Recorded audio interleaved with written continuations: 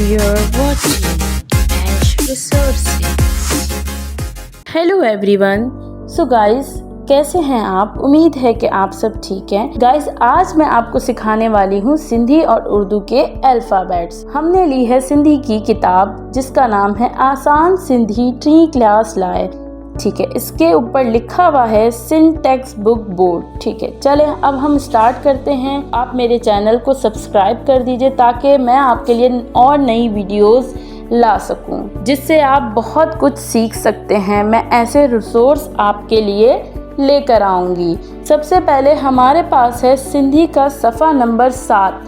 सफ़ा नंबर 7 पे आप देखेंगे सिंधी एंड उर्दू अलिफ बे। इसका मतलब है सिंधी और उर्दू अलिफ बे। सो गाइस, सबसे पहले हमारे पास है अलिफ। सिंधी का अलिफ, उर्दू का अलिफ एक जैसा। सिंधी का बे, उर्दू का बे एक जैसा। सिंधी का बे, और इसको हम उर्दू में इस्तेमाल नहीं करते, इसलिए उर्दू में हम ब्लैंक रखेंगे।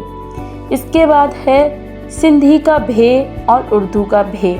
दोनों में इस्तेमाल होता है, लेकिन लिखने का तरीका अलग अलग है।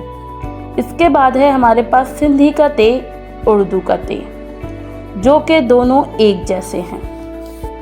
इसके बाद है हमारे पास 4 नुक्तों वाला थे। उर्दू सिंधी का ते और उर्दू का थे, लेकिन साउंड एक जैसी है और लिखने का तरीका अलग अलग है। इसके बाद है हमारे पास सिंधी का टे, उर्दू का टे। सिंधी के टे में है 3 नुक्ते और उर्दू के टे में है एक छोटी सी तोय बनी हुई। ठीक है, लिखने का तरीका अलग अलग है। इसके बाद है हमारे पास ठे, 2 नुक्तों वाला ठे, जिसको हम बोलते हैं ठे। ये है हमारा सिंधी का ठे, ये हमारा हो गया उर्दू का ठे। दोनों के लिखने का तरीका गाइस अलग अलग है। ठीक है, इसके बाद है हमारे पास से सिंधी में से, उर्दू में से, दोनों का लिखने का तरीका एक जैसा। इसके बाद है गाइस हमारे पास पे। सिंधी का पे, उर्दू का पे। सिंधी का पे, उर्दू का पे, दोनों के लिखने का तरीका एक जैसा। फे, जो कि सिंधी का फे है और इसके ऊपर 4 नुक्ते हैं, और उर्दू के फे के नीचे 3 नुक्ते। दोनों के लिखने का तरीका गाइस अलग अलग है। जीम, सिंधी का जीम, उर्दू का जीम। इसके बाद है हमारे पास जा। ठीक है, जीम के अंदर 2 नुक्ते हैं और खड़े हुए नुक्ते लगे हुए हैं, इसको हम कहते हैं जा। और जा उर्दू में हम इस्तेमाल हरगिज़ नहीं करेंगे, क्योंकि उर्दू के कॉलम में आपको सफ़ा नंबर 7 पे ब्लैंक दिया गया है जा का कॉलम, उर्दू का कॉलम, इसलिए क्योंकि हम इसको उर्दू में इस्तेमाल नहीं करते। इसके बाद है हमारे पास झ, उर्दू का झ और सिंधी का झ। सिंधी का झ और उर्दू का झ दोनों एक जैसे हैं, लिखने का तरीका भी एक जैसा है। इसके बाद है सिंधी का जे, और उर्दू में जे नहीं है, इसलिए उर्दू का कॉलम में डैश बना हुआ है। इसका मतलब हम जे को उर्दू में इस्तेमाल नहीं करेंगे। ठीक है, इसके बाद है हमारे पास सिंधी का चे, उर्दू का चे, दोनों के लिखने का तरीका एक जैसा है। उसके बाद है हमारे पास छे। ठीक है, 4 नुक्तों वाला छ।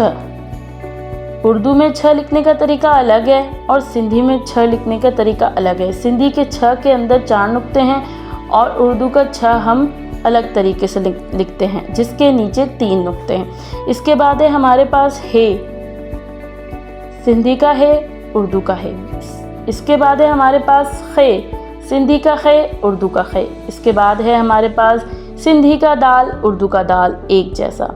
उसके बाद है हमारे पास 2 नुक्तों वाला दाल, जिसको हम कहते हैं ध। सिंधी में लिखने का तरीका अलग है और उर्दू में लिखने का तरीका ध अलग है।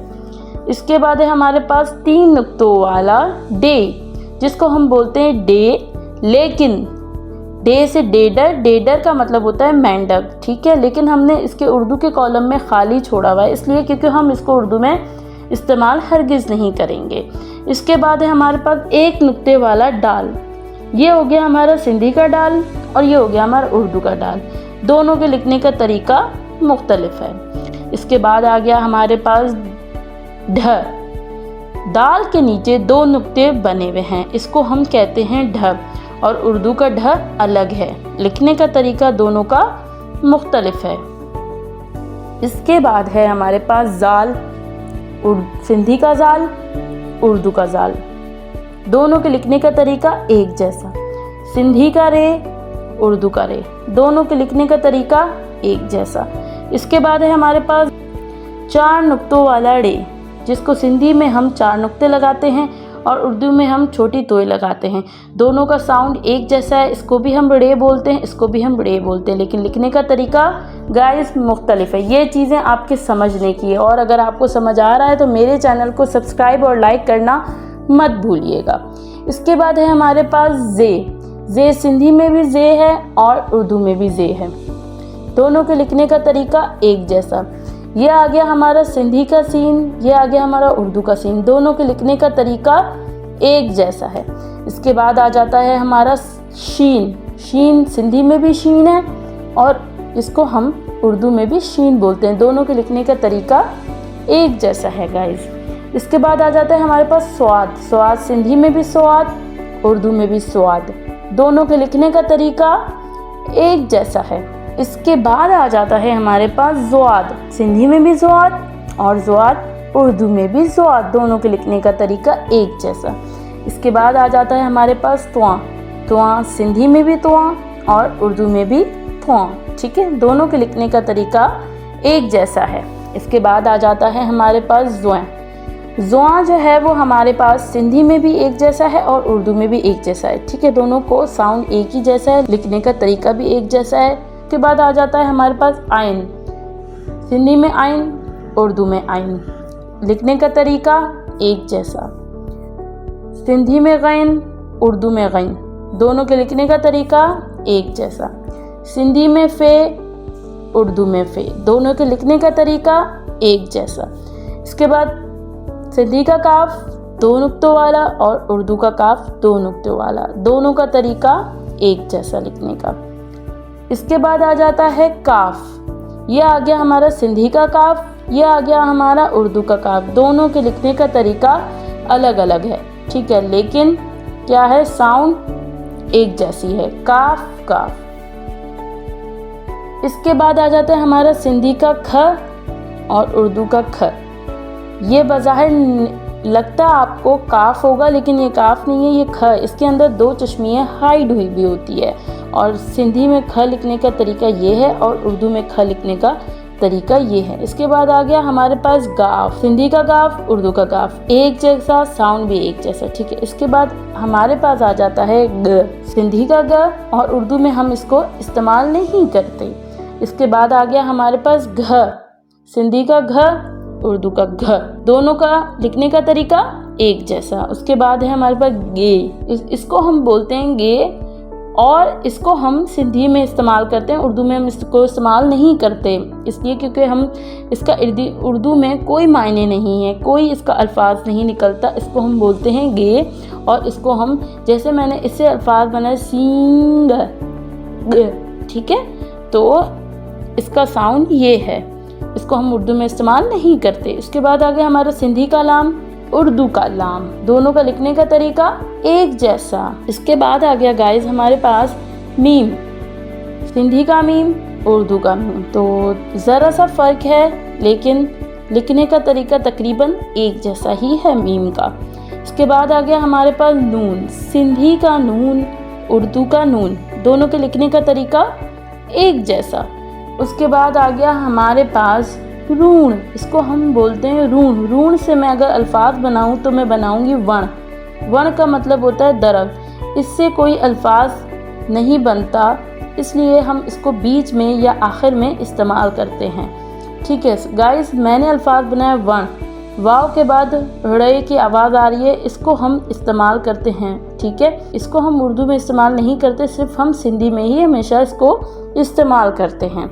इसके बाद आ गया सिंधी का वाव, उर्दू का वाव। एक जैसा, लिखने का तरीका एक जैसा। इसके बाद आ गया सिंधी का है, उर्दू का है, एक जैसा, कोई फ़र्क नहीं है, लिखने का तरीका एक जैसा। इसके बाद आ गया हमारे पास हमज़ा। हमज़ा सिंधी का हमज़ा और उर्दू का हमज़ा, एक जैसा, कोई फ़र्क नहीं है दोनों में। इसके बाद आ गया हमारे पास सिंधी का ये, जो कि उर्दू के कॉलम में छोटी ये भी दी है और बड़ी ये भी दी है। ठीक है, सिंधी की ये के नीचे देखेंगे आप 2 नुक्ते लगे हुए हैं, तो हम हमेशा सिंधी में जब भी ये इस्तेमाल करते हैं तो उसके नीचे हम हमेशा 2 नुक्ते लगाते हैं। ठीक है, तो सिंधी का ये हो गया। और उर्दू की ये के नीचे नुक्ते कभी भी नहीं लगते, जो कि आपको पता है। और उर्दू में हमेशा बड़ी ये इस्तेमाल होती है और छोटी ये भी इस्तेमाल होती है, लेकिन आप देख सकते हैं इन्होंने सिंधी के ये में, सिंधी के कॉलम में ये के सिर्फ एक ये दी है, और इन्होंने उर्दू के कॉलम में छोटी ये भी दे दी है और बड़ी ये भी दे दी। इसका मतलब हम सिंधी में बड़ी ये इस्तेमाल नहीं करते, सिर्फ छोटी ये इस्तेमाल करते हैं, और बड़ी ये की जगह भी हम छोटी ये ही इस्तेमाल करेंगे। कभी भी सिंधी में बड़ी ये इस्तेमाल नहीं की जाती। गाइस, आपने इस चीज़ का ध्यान रखना है कि जब भी आपने सिंधी के अल्फ़ाबेट्स में कोई भी आप वर्ड बना रहे हों, तो आपने इस चीज़ का ध्यान रखना है कि सिंधी के ये के नीचे 2 नुक्ते लगाने हैं, और आपने बड़ी ये इस्तेमाल नहीं करना। जहाँ बड़ी ये इस्तेमाल होगी वहाँ छोटी ये ही लगेगी, सिंधी में कभी बड़ी ये इस्तेमाल नहीं होगी। सो गाइस, ये हो गया हमारा सफ़ा नंबर 7 और सफ़ा नंबर 8, जो कि मैंने आपको मुकम्मल अल्फ़ाबेट्स विद साउंड्स के और लिखाई का तरीका भी मैंने आपको सिखा दिया है। तो गाइस, आपने इसकी प्रैक्टिस ज़रूर करनी है। Okay, take care, bye bye.